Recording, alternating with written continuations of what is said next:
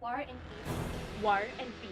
War and peace. War and peace. War and peace. War and peace. War and peace. War and peace in international law.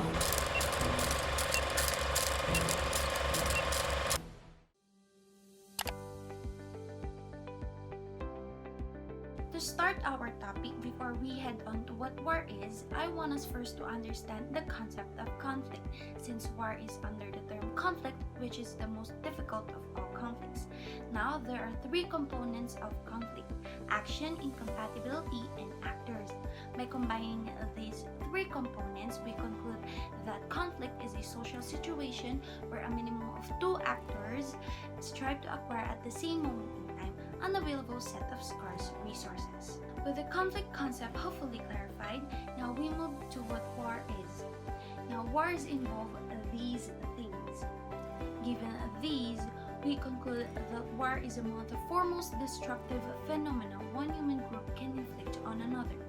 Hence, these are matters that can be finished by you as well, but it cannot be undone since war is an irreversible action. Once it was done, it was already written in our history. To end this, states are continuously defending themselves in order to protect their own survival. This suggests that the existence of one state can be a danger to any other state.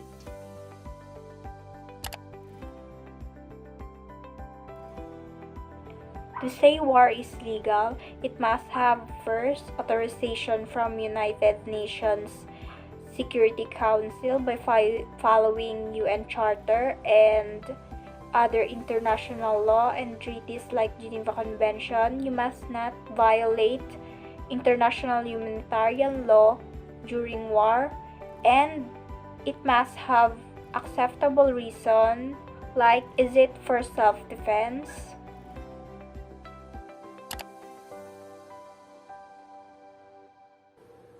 Methods that are banned during a warfare. Number 1 is perfidy.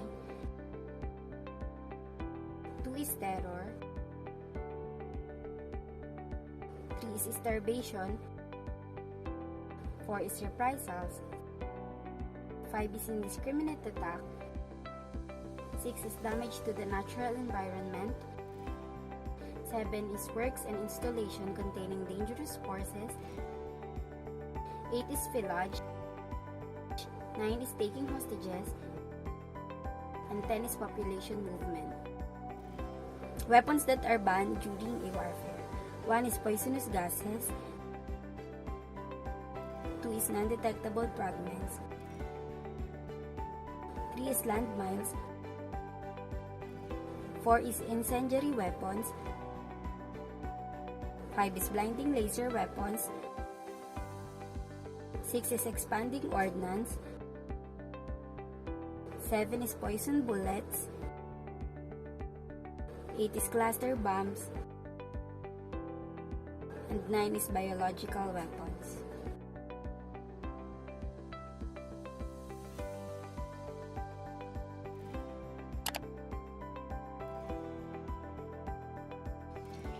Sanctions of the laws of war. Sanctions are made to make sure that everyone will abide by the law. And according to customary international humanitarian law, there are at least 161 articulated rules, which became the customary norms that binds all states. Therefore, these are the rules you need to follow to be able to not be sanctioned. So there are 3 particular sanctions applied in international humanitarian law. This is the inter alia disciplinary sanctions, detention or internment, and penal sanctions.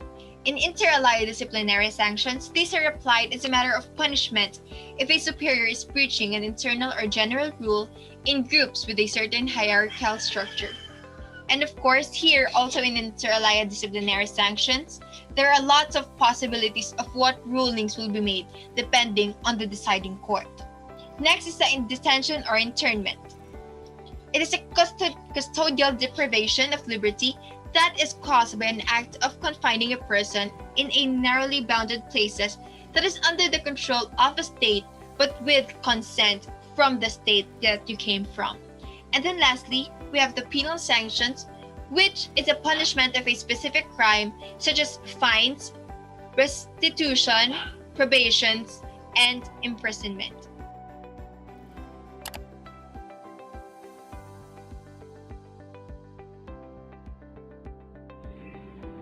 Termination of war.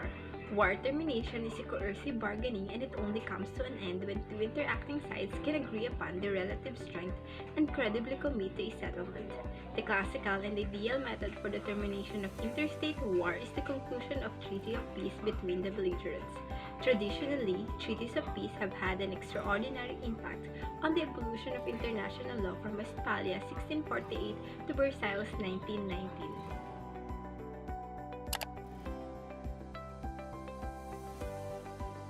The outlawry of war, the outlawry movement, pertains to making the waging of war illegal. Going back to the old world order, states were permitted to wage war to right any legal wrong, and the right of the victors to extract territories and treasure from losers were all legally guaranteed. That all began to change when the nation of the world decided to outlaw war in 1928 and signed the Paris Peace Pact, or also known as the Kellogg-Briand Pact. This treaty bans all the aggressive wars. They were all illegal and legally abolished, just like slavery, torture, and any other unlawful acts. Within a year, nearly all states decided to follow the path, and for the first time in history, war was illegal.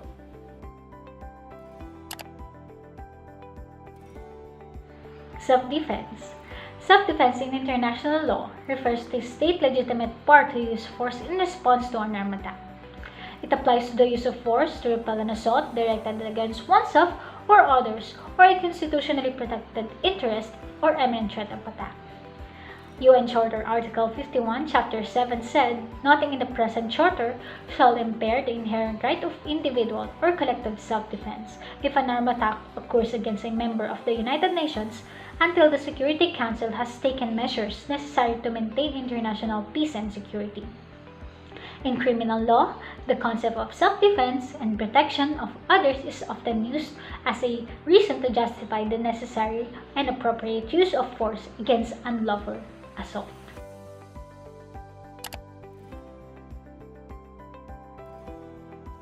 What is collective security? Collective security system guarantees the security of each state of the world against any war or aggression which may be committed by any states against any other states. It is like an insurance system in which all the nations are bound to protect the victim of an aggression or war by neutralizing the aggression or war against the victim. It is a system by which states have attempted to prevent or stop wars. It has two examples of the United Nations Charter wherein the collective security was used. First, the North Korea invades South Korea.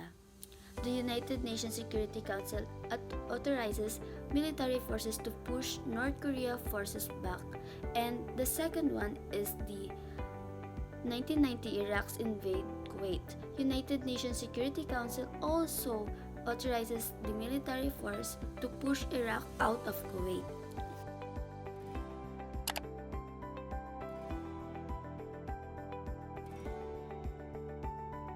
Use of force by the United Nations. 6 purposes for the use of UN-authorized force are identified. 1. Peace enforcement. Sanction enforcement. Self-defense. Protection of civilians. Protection of humanitarian activities. Intervention in civil conflicts. But it should always be clear whether a situation requires peacekeeping enforcement to avoid mission creep. Certain conditions must be fulfilled before carrying out such missions. A UN peacekeeping operation should only use force as a measure of last resort.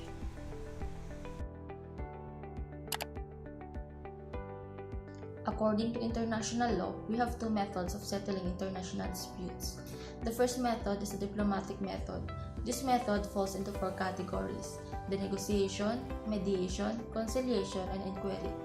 This method attempts to settle dispute either by themselves or with the help of other entities. The second method is the adjudicative method. This method falls into 2 categories: the judicial settlement and arbitration. In this method, dispute settlement involves tribunal, either judicial or arbitration. Peace does not mean an absence of conflicts. Differences will always be there. Peace means solving these differences through peaceful means, through dialogue, education,